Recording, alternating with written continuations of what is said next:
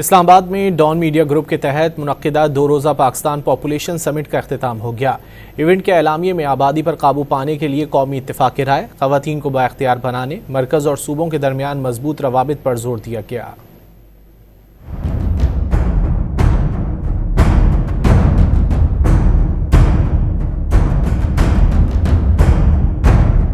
Dawn media کے اشتراک سے ہونے والی 2 روزہ پاکستان پاپولیشن سمٹ کے لیے وزارت منصوبہ بندی و ترقی، وزارت صحت، حکومت سندھ، حکومت Khyber Pakhtunkhwa, UK international development اور ورلڈ بینک گروپ سمیت کئی مقامی اور بین الاقوامی پلیٹ فارمز کا تعاون حاصل تھا۔ ایونٹ میں موجود وزیر اطلاعات عطا تارڑ نے کہا کہ حقوق اور ذمہ داریاں بھی صحت کے نظام سے منسلک ہیں۔ ماں کی صحت، بچوں کی نشو و نما سمیت دیگر امور بھی آبادی کے مسائل سے جڑے ہوئے ہیں۔ Rights and responsibilities are linked with this issue، اور یہ جو رائٹس اور رسپانسبلٹیز ہیں، یہ ہیلتھ بھی انہی رائٹس اور رسپانسبلٹیز کے زمرے کے اندر آتا ہے۔ مذہبی اسکالر علامہ راغب نعیمی نے کہا کہ ماں اور بچے کی صحت خاندانی خوشحالی اور فلاح معاشرے کے ساتھ شریعت کی نظر میں بھی اہم ہوتا ہے۔ ماں اور بچے کی صحت خاندانی خوشحالی اور فلاح معاشرے کے لیے باوقار انداز میں تولیدی صحت اور وقفہ ولادت سے متعلق شعور اجاگر کرنا نہ صرف یہ کہ شریعت کی روشنی میں درست ہے،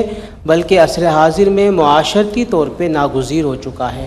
ایونٹ میں سیاسی رہنماؤں، اعلیٰ سول افسران، ماہرین معاشیات، مذہبی اسکالرز اور شہری امور کے ماہرین نے شرکت کی اور آبادی کے مسئلے پر قابو پانے کے اقدامات پر تجاویز دیں۔ اعلامیہ کے مطابق بڑھتی آبادی کی روک تھام سے صحت، خوراک اور پانی کے مسائل، تعلیم، روزگار اور اربن پلاننگ پر دباؤ کم ہو سکتا ہے۔